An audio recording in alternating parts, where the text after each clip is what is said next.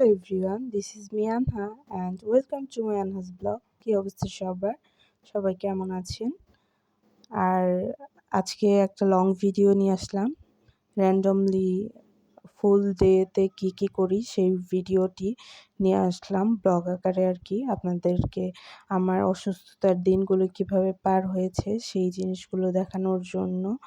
এইখানে আর কি আম্মু সকাল সকাল আম্মাকে ঘুম থেকে ডেকে তোলে। আমি ঘুম থেকে উঠে ফ্রেশ হয়ে এই তো আমার ওষুধ খাওয়ার জন্য আম্মু আমাকে একটু সুপি নুডলস করে দেয়।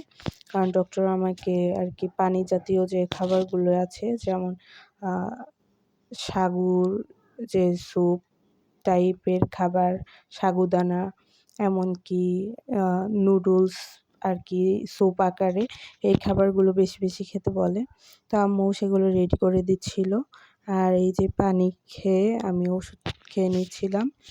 এরপর আবার রেডি হয়ে বের হয়ে যাই ডক্টরের যে আমাকে টেস্টগুলো দিয়েছিল টেস্টগুলো করার জন্য। আর আপনারা হয়তো বুঝতে পারতেছেন যে আমার গলার ভয়েসটা এখনও ঠিক হয়নি। আমি পুরোপুরি এখনও রিকভারি হইনি। তারপরেও আপনাদের জন্য আর কি আপনাদের সাথে আমার ভিডিওগুলো আমি শেয়ার করতেছি যে আমার এই দিনগুলো কেমন ছিল, কীরকম ছিল। তো সেখান থেকে আমরা ঢাকা ক্লিনিকে চলে যাই বাসা থেকে।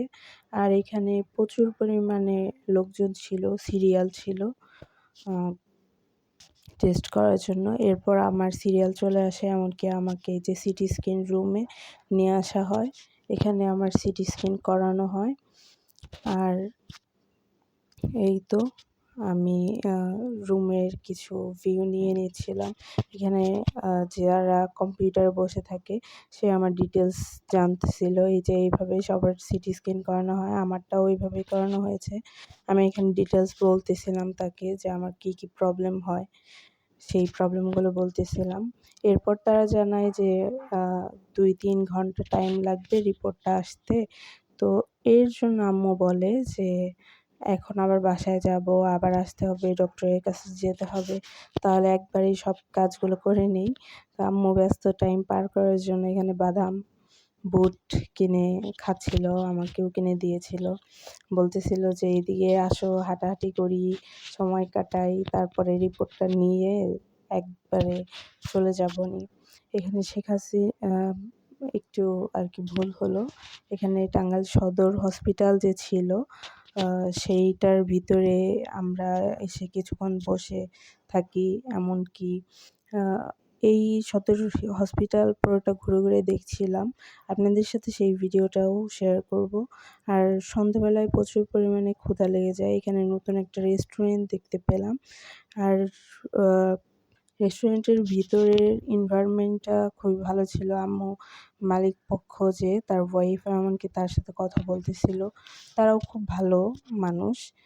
নতুন করেছে ডিটেলসে আম্মুকে বলছিল। আর এই তো আমরা এখানে কিছু স্ন্যাক্স আইটেম, চিকেন ফ্রাই এমনকি চিকেন বল এগুলা অর্ডার করি।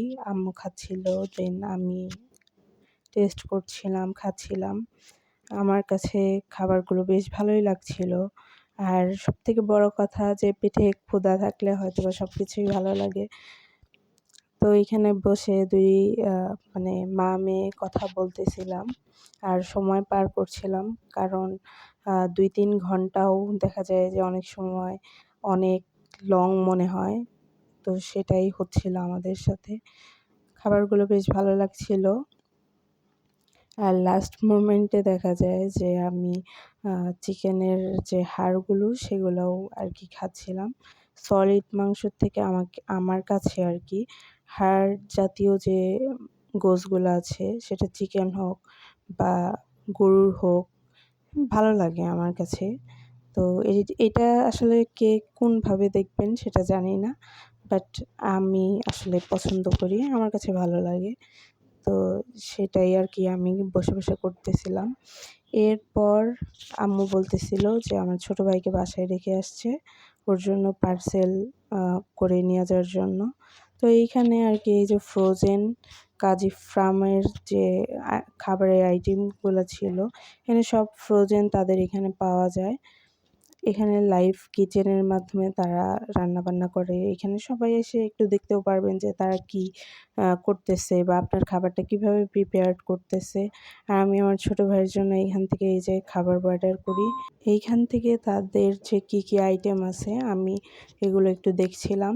তো আমরা যে খাবারগুলো খাচ্ছিলাম সেগুলোই আমার ছোট ভাইয়ের জন্যও আরকি পার্সেল করে দিতে বলি। আর এখান থেকে আমি একটা আইসক্রিম নিয়ে নেই। নিয়ে আবার ভিতরে যাই যে একটু টাইম পাস তো করতে হবে আমাদের। কারণ রিপোর্ট আসতে একটু লেট হবে। তো এখানের এনভায়রনমেন্টগুলো দেখছিলাম। বেশ ভালোই লাগছিল। রেস্টুরেন্টটা ছোট হলেও দেখা যায় যে তার এনভায়রনমেন্টটা বেশ ভালো। অনেকেরই ভালো লাগতে পারে বিষয়টা। আর এইখান থেকে বের হয়ে আমি আমার রিপোর্ট কালেক্ট করে এই তো চলে যাচ্ছি। সবাই ভালো থাকবেন। আল্লাহ হাফেজ।